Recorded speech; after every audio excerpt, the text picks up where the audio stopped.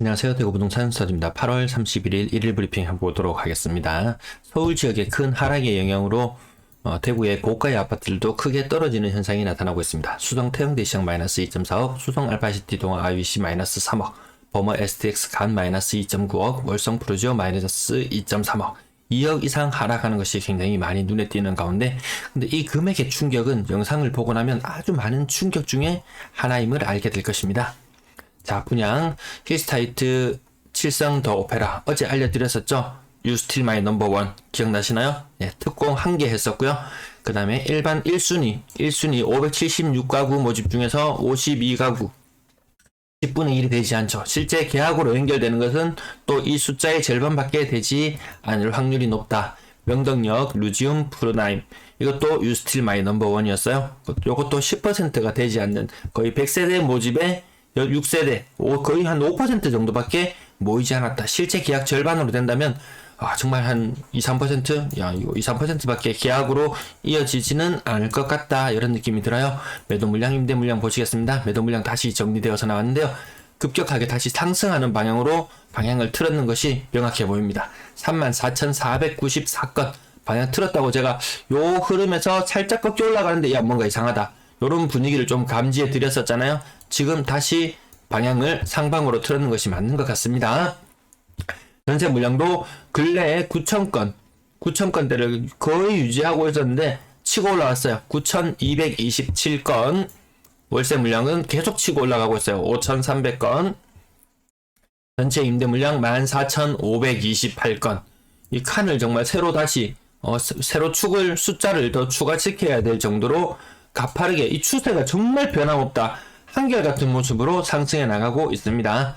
거래량 44건, 그 중에 신고가가 0건. 여러가지 충격 중에 하나. 네, 방금 물량이 늘어나는 것도 충격일 것이고, 가격이 큰 폭으로 빠진 것, 신고가가 나오지 않는다는 것, 그리고 7월의 거래량이 874건. 네, 6월 대비 규제 해제되고 나서 20% 거래량 늘고 끝난 상태잖아요. 8월의 거래량도 7월의 거래량하고 비슷할 거다. 근데 전국 다른 시도와 비교해보면 대구는 거래량이 많은 편이다. 많은 편이란 게 이런 상태입니다. 이 중에서 실거래, 직거래 20%를 빼고 나면 또 실제 거래는 훨씬 더 적다.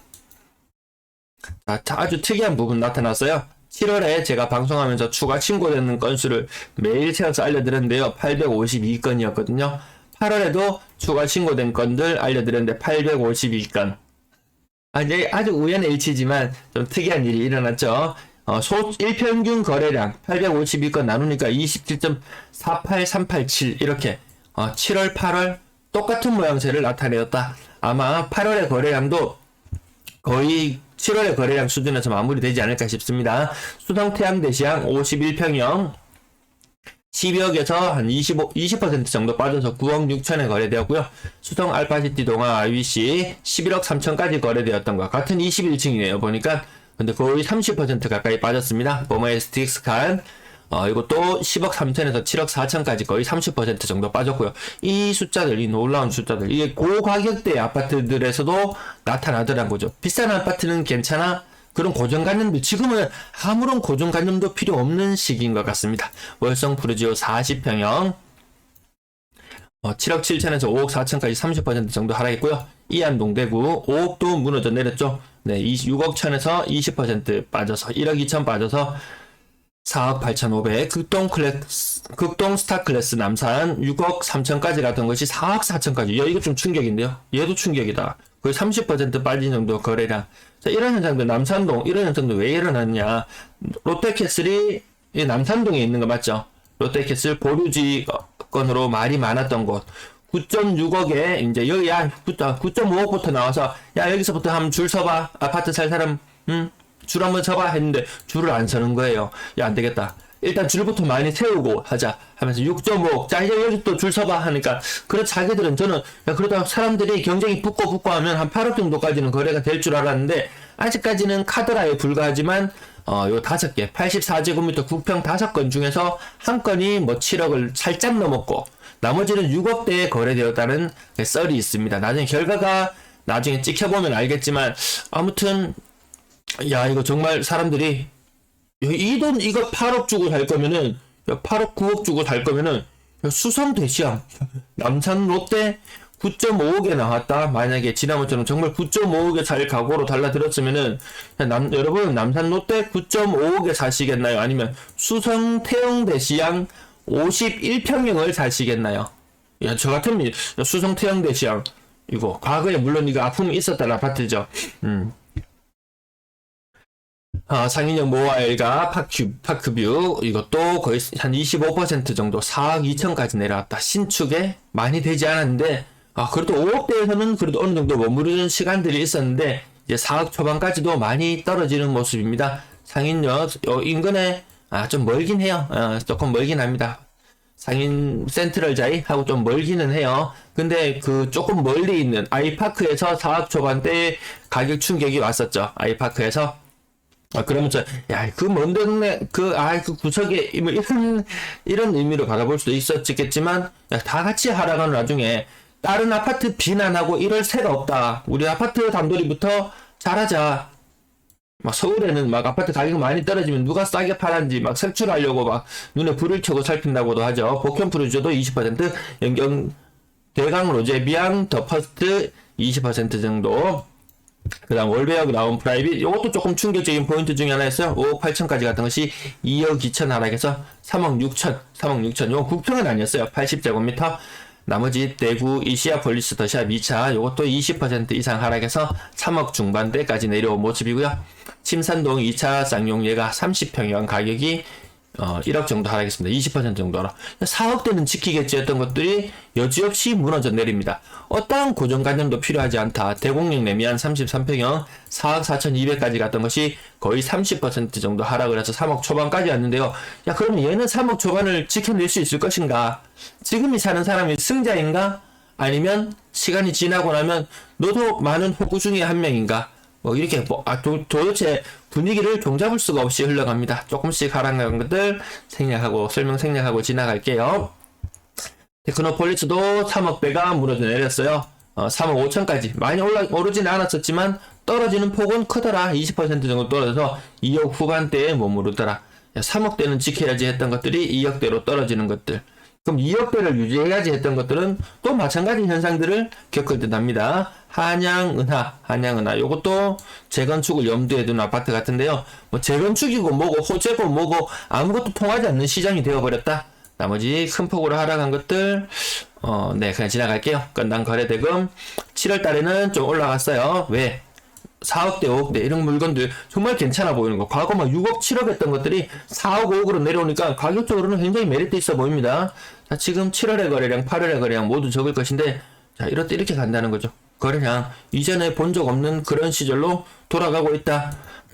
야 그럼 이거 좀 대책을 마련해 줘야 되는 거 아니냐. 규제책 해제해줬잖아요. 부산이 지금 이 상태로 110주를 갔었는데 대구는 이제 한 42주 급반등하기에는 아직까지 에너지를 모을 시간은 더 필요할 것이다. 자, 요 가격대 좀 많이 눈에 띄었죠? 네. 3억에서 한 5억 정도까지 가격대의 거래량이 근래 조금 눈에 띄면서 3억 매매는 조금 줄어들었고요. 6억 이상 거래량은 오늘 좀 몇 번 보이긴 했지만 신고가를 써나가면서 올라가는 분위기는 아니에요. 분위기 살아나는 것은 아니고요. 분양권 한 대략 10건 정도의 거래량이 있었는데 힐스테이트 되고요. 고점 대비 한 2억 정도 빠졌고요. 대명 센트럴 21 2.7억. 이 가격이 5억 5천, 5억 4천, 4억 9천, 4억 7천, 4억 6천, 4억 4천 이렇게 대충 뭐 국평 아닌 것은 제외하더라도 얘들을 평균 내보면은 어제 한번 말씀드렸었는데 규제 해제 이전에 한 5.3억 이 평균 모습이었고 규제 해제되고 나서 반짝했을 때는 거래량이 살아났을 때는 한 5.5억. 야 분위기 살아나나? 분양권 소진되나? 근데 웬걸? 분양권 매물은 제가 주말마다 조사해서 알려드리는데 분양권 매물은 더 늘어났잖아요. 근래 요 평균들을 합쳐보면 한 5억 정도의 느낌인 것 같더라.